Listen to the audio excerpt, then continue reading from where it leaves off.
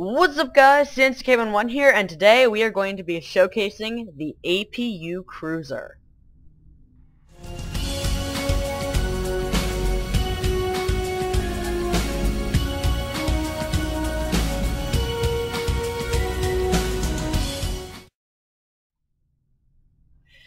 So, starting off with an overview of the ship. The APU Cruiser is a Tier 5 cross-faction ship available to any captain above the rank of Rear Admiral or level 40. It is available through the Vodwar lockbox or through the exchange. It fills a similar role to what the mirror ships filled. It is a Tier 5 cruiser instead of a Tier 6 one, so as such it is not on par with the higher rank lockbox ships. However, it is upgradable to Tier 5U. Story-wise, this ship is a ship created by the APUs, also known as the Automated Personnel Units, designed for warfare against each other. They are described as being robust and practical, well suited for warfare, thanks to their long-standing conflicts with one another. The APU from the Prowler and Kravik factions have waged an unending war with one another for many years, thanks to their inflexible interpretation of the core programming that drives them.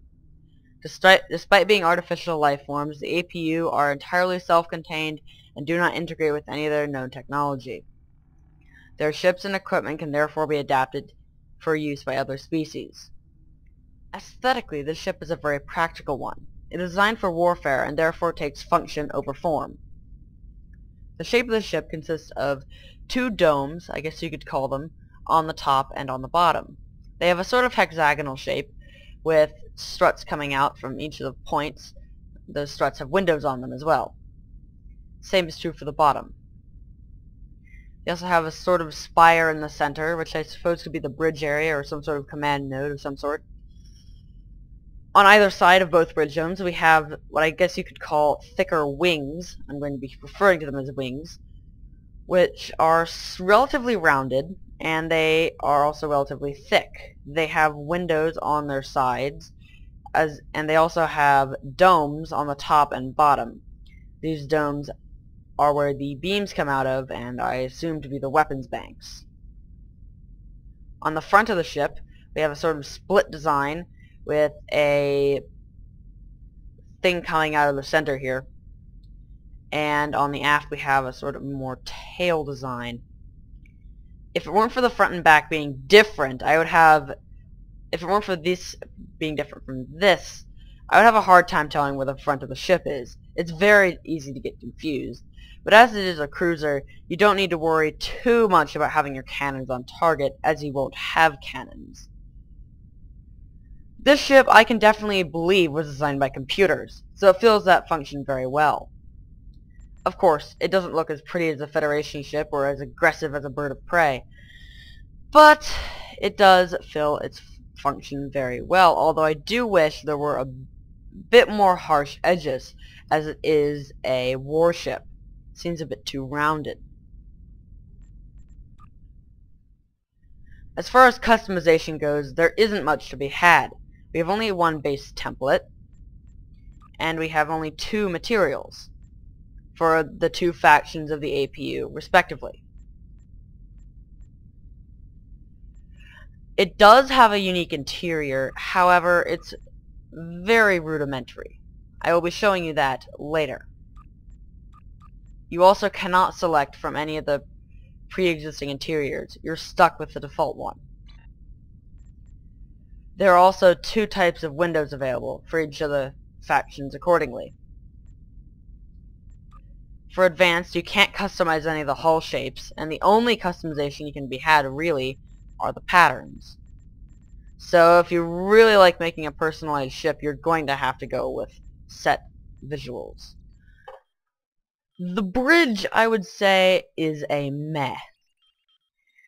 First of all, there is only a bridge, and there's no interior. There is not even a ready room. The bridge has this sort of brownish color scheme with a relatively large view screen. We have some consoles here and here. We have our account bank terminal over here, library files here, shuttle selector here, and contact duty officer station over here. While I do appreciate this bridge, and again, I could definitely believe that it was designed by computers, I don't understand why we only have this one option.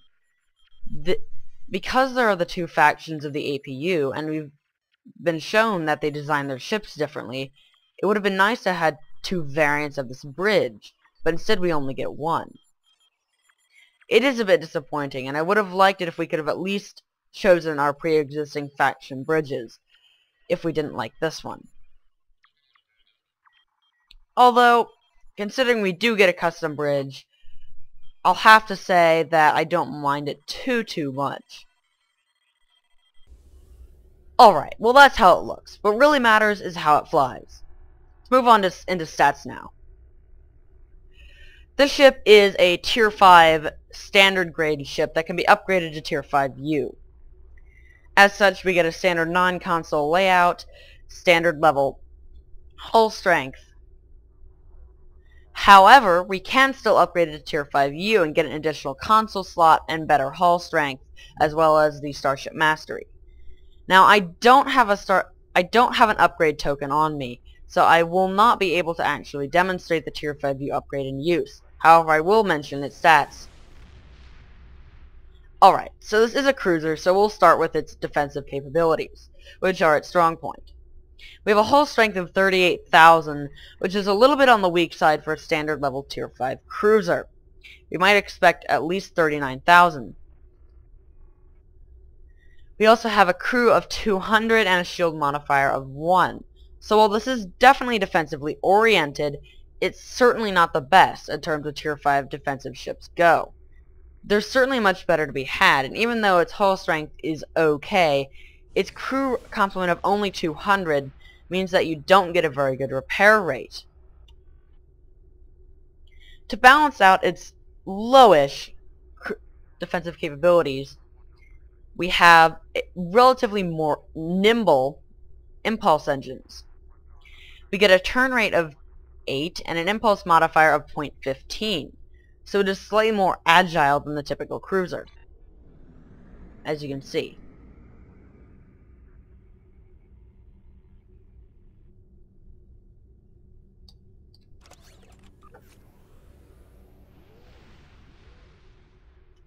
For tactical systems, we have a 4-4 fore-aft weapons layout, which would be perfect for broadside warfare. It lacks a secondary deflector because of course it is not a science vessel, and it is fitted with a matter-antimatter warp core. So sorry, no singularity abilities for you Romulans. In terms of console layout, we have 4 device slots that can be used to fit basically anything you want. Subspace shield modulator, turrets, or the like. The 4 engineering consoles gives you relatively good survivability. You can slot in, say, neutronium alloys, armor plating, or whatever you would like. 2 science consoles gets the job done. And the 4 tactical consoles is okay. For bridge officer layout, we have a commander engineering as well as a lieutenant commander engineering to help compensate for the relatively lower hull strength. We get that extra... We get the extra survivability from our bridge officer layout. We have a lieutenant tactical for your standard beam fire at will or beam overload, and we have a lieutenant science for tractor beam, hazard emitters, or transfer shield strength. We also have an ensign universal for a little bit of variability. For the Tier 5U upgrade, you get a few additional things as well. Your hull strength improves up to 43,700 at level 50 and 50,668 at level 60. You also get an additional engineering console slot and the Starship Mastery package for cruisers, which features absorptive plating, rapid repairs, enhanced plating, and armored hull. So this goes a long way to mitigate the design choice of favoring maneuverability over survivability slightly. Now, let me go ahead and show you my layout for what I'm going to fit on this ship. Let's see here. So, I'm primarily going to go with broadside warfare for this thing. So I'm going to fit in the 4 an advanced quantum torpedo that refuses to slot for some reason. As well as, let's put some broadside phasers in here. How about that? Yeah, so we put in some phasers for broadsides. And then we have in the aft, let's put some more, oh, whoops.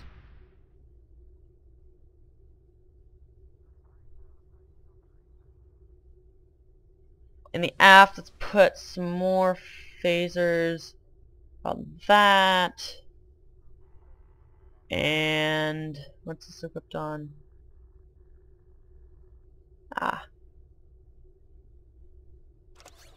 Might need a few more phasers here. Alright, so yeah. You can fit a decent broadside weapons layout in the fore and aft. Let's see. I want my Omni phaser. And oh yeah, I also want my kinetic cutting beam, of course. There we go. Let's see, for my layout here, I think I'll go with just the standard Mako, probably. Mako should be good. Mako's like my default. Yeah, go with a pretty standard layout there. For devices, a solid subspace field modulator, of course. Some turrets. And I'll just leave that empty for whatever I see fit to slide in there. Consoles, let's go with a simulated module, of course. And then we have, how about a, let's see, photonic displacer is cool. And feigned death trap. And then for a bit more survivability, let's put in our enhanced neutronium alloy there. Science, let's see, we can put in, what about, give us some additional power, and then a bit more shield capacity. How about, or is that shield regen? Oh, shield healing, okay. And then tactical consoles, of course, we have our phaser relays. Alright, so that's going to be our layout. And if we go for our bridge officer layout, so let's put in Jizog here, and his abilities are misplaced as usual because of the buff. Reset. Let's put in for our Lieutenant Commander Engineering. How about Engineering Team, EP2S, EP2 Weapons, and Directed Energy Modulation. For Tactical, let's see, we want, let's see, Winston, we can get, I don't want Winston. What about Corpses? I'm just seeing what my options are here. But Beam Away Fire at Will and Beam Away Overload. See if we can slot in somebody extra for our tactical team in the Ensign Universal. And then we can put our standard science officer with tractor beam and hazard emitters. Like so. Alright, so we have our layout now. Let's go try it out in combat after I set up my tray here. Alright, so now let's try this out in Infected the Conduit with a broadside phaser build. And we have our usual server lag, of course. Alright, so let's see here. Let's put on our beam fire at will. Our tactical team, hot directed energy modulation, emergency power to weapons. So it looks like it's performing pretty well on the broadside aspect. I don't really need to turn that much with this.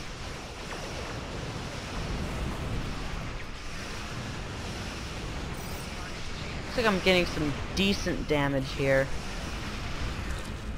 I don't have my combat logger running, so I don't know exactly what my DPS is. Alright, let's see here.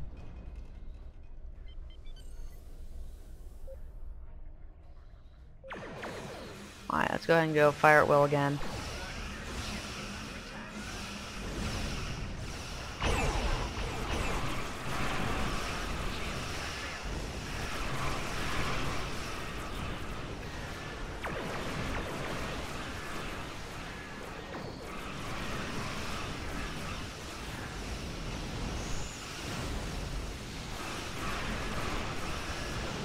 Alright, so we're doing reasonably well here.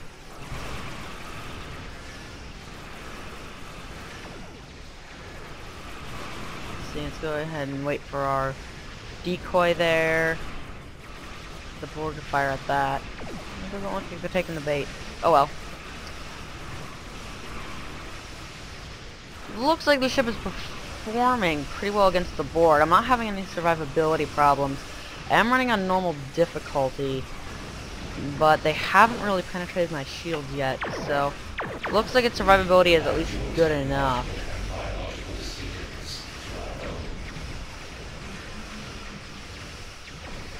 We got some nanite probes over there. So if we're gonna drop down a turret. No, I don't want to target the transformer.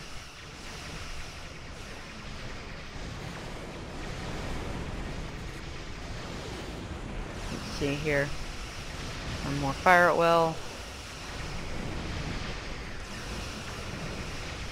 Get rid of the spheres.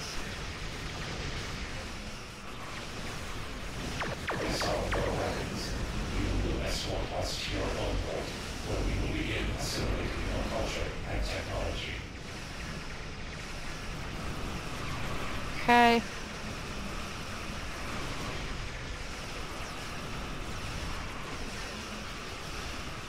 Take out the nanite transformer there. Mask out energy field. Alright.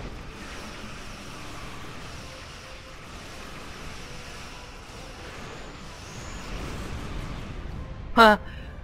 My beam overload killed it. That was sweet. I want to see. Okay, this is gonna be extremely confusing, but I want to see what this thing looks like in a barrel roll. It's gonna be so confusing. Okay, barrel roll. This ship is gonna. It's like it's really hard to tell like where the front is a lot of the times. Yeah, it really is hard to tell often.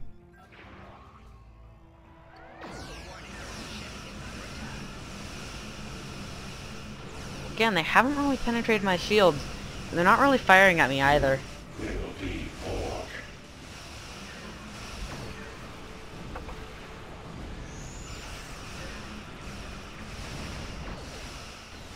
Yeah. Alright, so we have some more spears here. Even their shield drain weapon isn't really affecting me that much. I'm certainly not having any difficulty keeping my shields up. Certainly holding my own in the fight, although my science abilities leave something to be desired.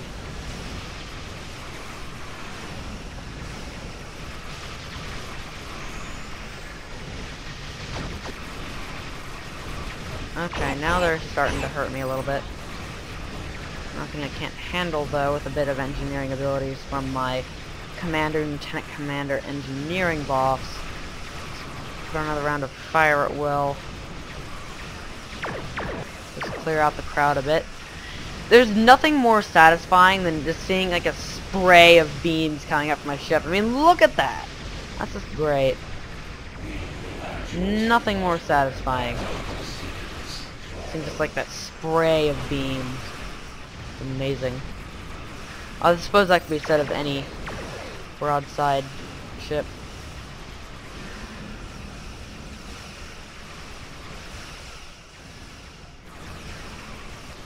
holding up quite well. A lot better than I expected, really.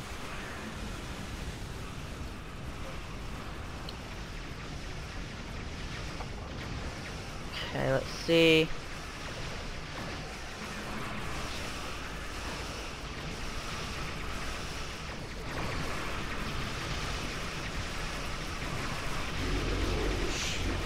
My weapons and shield power levels are reasonably high as well. I have power diverted to shields, of course, but I suppose what would happen if I diverted power to weapons?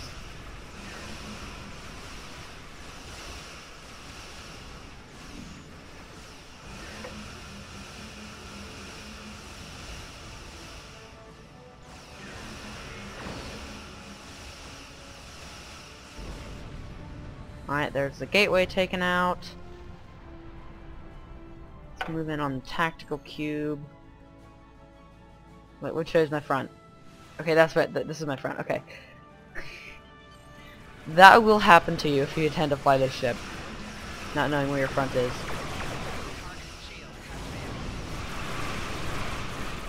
Getting my beams going on here.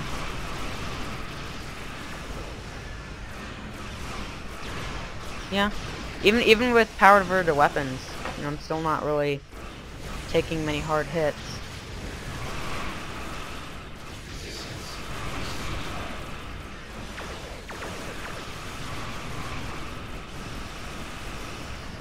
Let's our energy field here.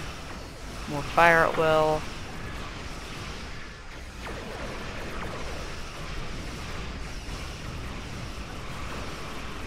Alright, and what would happen if I were to... Oh, well, the mission's already over. Don't really have time to experiment at this point.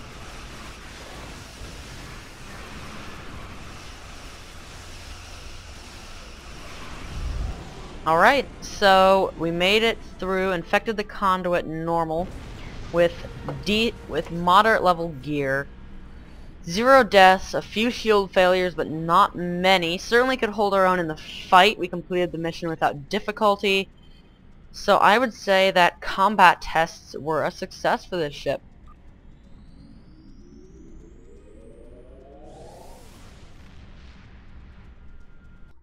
Alright, so now for my final verdict. The APU cruiser is just that, a cruiser.